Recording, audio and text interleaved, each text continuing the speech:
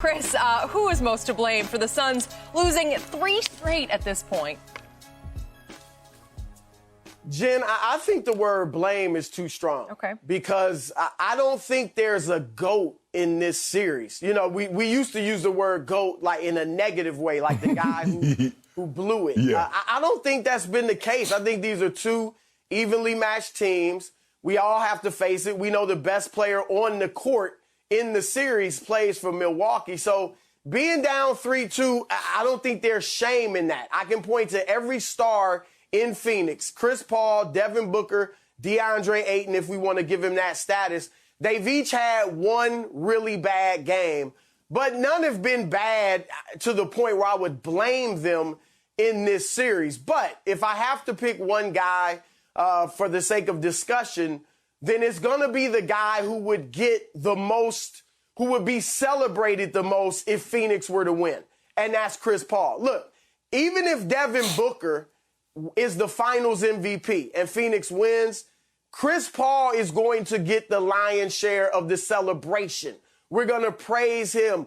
And so if you lose, you get the lion's share of the blame. Now, obviously, you look at game 4, that was his bad game. Booker's incredible with 42 points. CP gives him no help. If he gives him any help in that game, other than more than the 10 points, the 5 turnovers, Phoenix likely goes up 3-1, and then it's pretty much academic from there, and they're probably going to win the series. But instead, he has the 5 turnovers in the late one that cost him a chance to try to win the game. And then last night, look, Chris was great Saturday night. He was very good. 21 points, 11 assists, only 1 turnover. Excellent in the fourth quarter with the 10 points in the fourth, hit 2 threes. But here's why I pick him. I can't pick Booker in my mind, even though he had the late turnover with a 40-point game. He carried them all night. Why I pick Chris is because of the foul on Giannis on the alley-oop with 13 seconds to go. Now, ideally, Chris would be able to get to Giannis and grab him and keep him from going up. And so now you send a poor free throw shooter to the line. He probably misses both, or certainly one of them. And you got a chance to come down and do something.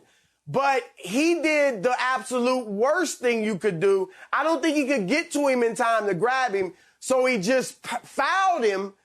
And as soon as I see this play, I'm like, why did you foul?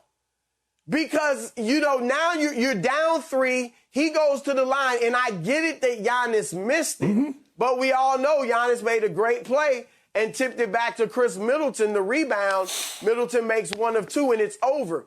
If Chris doesn't foul Giannis, and they've got the ball now with 13 seconds left, down 3, a chance to get a good shot, draw up a good play, and at least a better chance to win that game.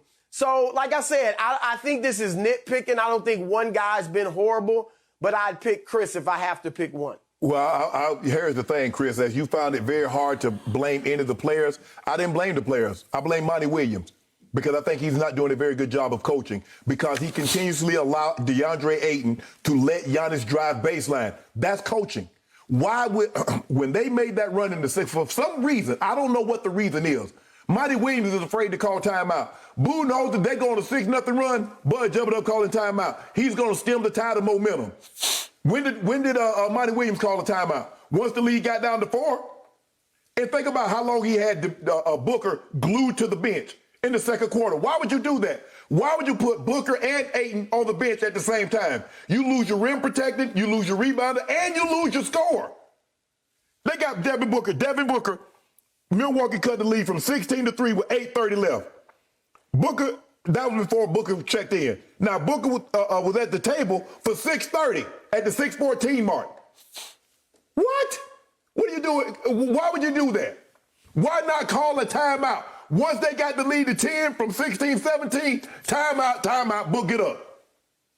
That's what you got to do. That's his responsibility. Stop trying to I got Chris Paul out there. He's a veteran player. No, you're the head coach. You stem the tide of the momentum. This is not international play. Man, look, Monty's not doing a good job, Chris. Hey, I like Monty too, and I like his calm demeanor. But right now, he's not doing a good job because he has to stem the tide of the momentum when he sees it shifting. He has to do a better job of understanding. I can't keep my rim protector, my rebounder, and scorer off the floor at the same time. What's the likelihood you seeing Giannis and Middleton off the court at the same time, Chris? What's the likelihood of that happening? That's not going to happen. So I don't know what maybe he's trying to like, well, we got something coming down the pipeline, but bro, whatever you got to throw everything that you have. I just think Monty Williams, Chris didn't play well in game 4. But I don't think Monty Williams has coached very well either, because there are times earlier that he took DeAndre Ayton off the floor when Giannis is on the floor. And what happens when you take Ayton off the court in the Giannis? They go down to Brook Lopez, and what does he do? Layup, tap, rebound, offensive rebounding. So I'm going to put this one, if I'm going to blame somebody, I'm going to blame Monty Williams. Okay, I don't disagree with your points about Monty Williams, although to Chris's point about Chris Paul at the end of the game on the Giannis dunk, the alley-oop, you can't blame Monty for that because you got the point guard out there, a guy who's 16 years in the league, and he just, as Chris has done many times in the playoffs, went completely over the edge of frustration. Yeah. He just lost it. We've seen him hit below the belt. We've seen him do a lot of things in frustration, and he just fouled Giannis out of pure, crazy, angry frustration. What about the play before that? When Devin Booker's having the ball up and coming up the court. What about Monty Williams call timeout and say, let's get a play? I tweeted that. I would have done that. But he saw Devin Booker get the rebound off a Drew Holiday miss. And I think Monty was thinking, I got one in my back pocket, but I got the guy with the ball in his hands, and as you said earlier in the show, who's not going to let Milwaukee set its defense. They had already set then. That's good. All right, but he's just dribbling up the floor, and this is hard to teach your coach. They got 3. Look at this. Where are you going? No, I got it. Where are you going? I got it. Well, it's single coverage, and you just go up right now. You just go up and shoot right there. You had him right there at the free throw line. You had him. Just go straight up and shoot your shot, because that's what he shoots best. He doesn't shoot 3-foot turnarounds on Giannis in the middle of the lane, and he got too deep. He just kept saying, I'll go a little deeper, and he went out into too deep a water, and when he wheeled, he lost the ball because, obviously, Holiday was right there. Just right there and just took it right out of his hands.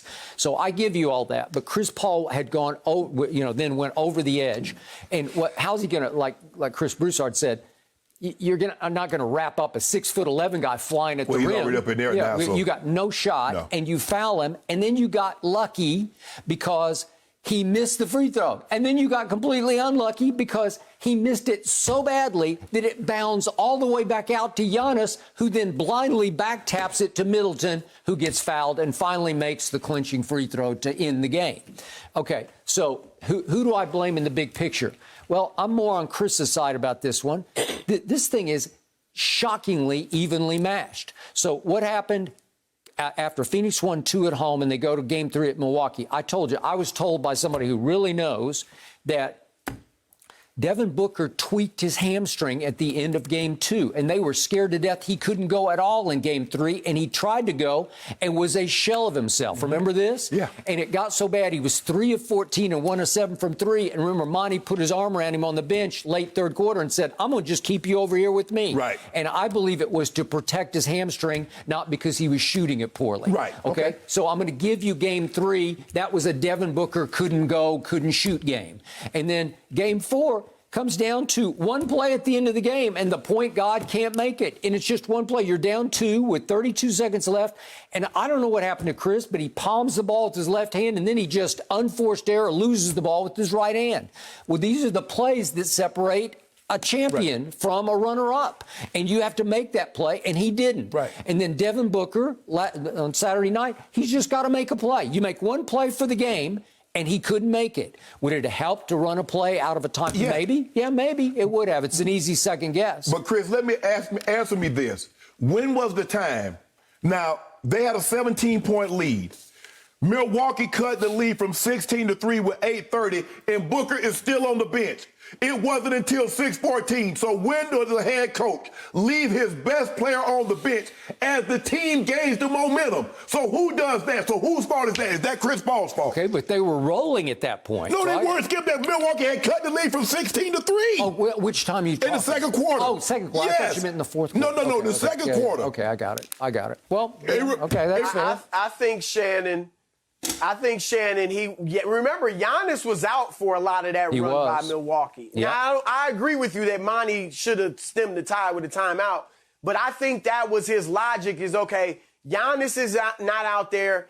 I can afford to have Ayton and Booker off the floor. Like you said, I still got Chris out there. I think that's what he was thinking. I mean, I can't defend what he did, but that had to be the thinking.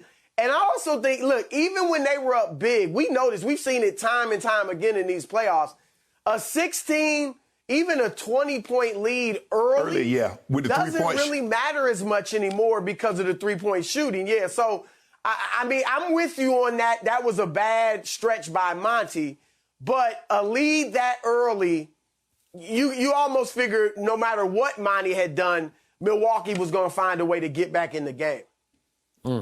So, in the end, all I know is that Saturday night at home in Phoenix, with what might have been the loudest crowd of the year in the NBA, that after they jumped out Phoenix to a 37-21 lead after a quarter, they gave up an 87-57 run into the fourth quarter. 87-57 at home in front of that crowd. You lost by 30 in that stretch.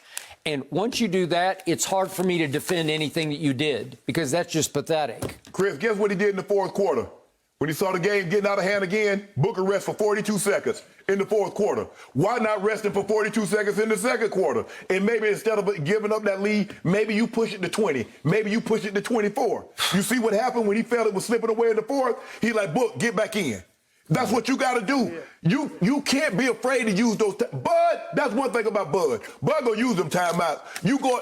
What happened? They go up 6, but Bud walking. He almost at half court about to jump ball. Timeout.